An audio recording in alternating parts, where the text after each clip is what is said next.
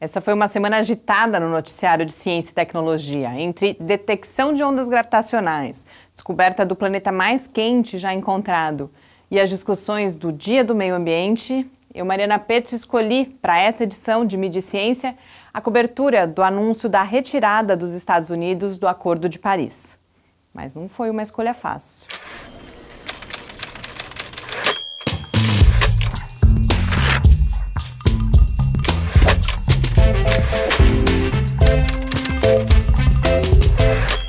Na última segunda-feira, dia 5 de junho, o mundo celebrou o Dia do Meio Ambiente. Infelizmente, sem razão para comemorar. Dias antes, Donald Trump anunciou a saída dos Estados Unidos do Acordo de Paris sobre o clima. Coincidentemente, no mesmo dia 5, altas temperaturas também foram destaque por um motivo completamente diferente. Naquela segunda-feira, um grupo de astrônomos também anunciou a descoberta do planeta mais quente já encontrado. Com tanta coisa acontecendo, não foi fácil acompanhar o noticiário. E foi mais difícil ainda escolher o foco dessa edição da coluna. Além do que eu já falei, a gente também teve artigos sobre uma nova detecção de ondas gravitacionais e sobre a descoberta de fósseis de Homo sapiens no Marrocos. Enfim, uma semana agitada. Mas mesmo se a gente considerasse só o último absurdo do governo Trump, a nossa tarefa seria bem difícil, já que o assunto foi destaque em todos os meios de comunicação e durante vários dias. Por isso eu fiz uma espécie de estudo de caso da Folha de São Paulo, porque a cobertura do jornal sobre a retirada dos Estados Unidos me chamou a atenção por vários motivos. No dia seguinte ao anúncio do Trump, o assunto foi destaque na capa da edição impressa da Folha, com uma foto que ocupava 1/3 da página. Essa imagem, junto com outras fotos usadas nos dias seguintes, é um primeiro aspecto para a gente prestar atenção.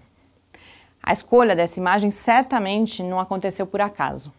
Nessa e em outras imagens, a história que a Folha conta é a história de um presidente solitário, patético, que vira as costas para as evidências científicas e, mais do que isso, para a opinião pública mundial e para o próprio planeta, levando com ele para as sombras o seu país, que assim vai deixando a posição de grande líder mundial. Ainda no dia 2, o assunto foi destaque em duas editorias, Mundo e Ciência. Nos dias seguintes, a Folha continuou falando sobre esse assunto, em um editorial no sábado e depois de volta nos limites da editoria de ciência.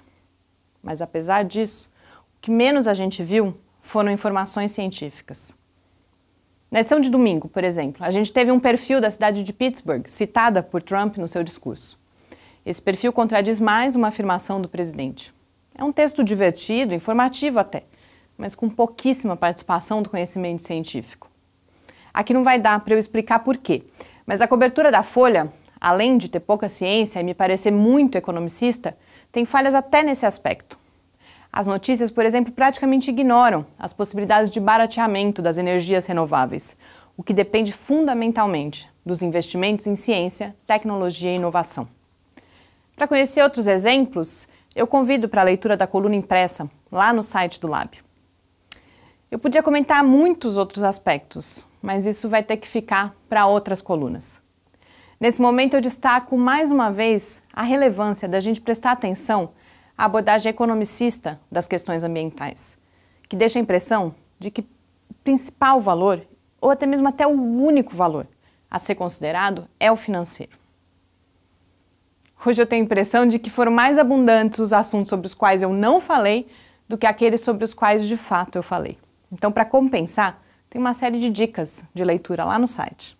Uma boa semana e até o nosso próximo encontro.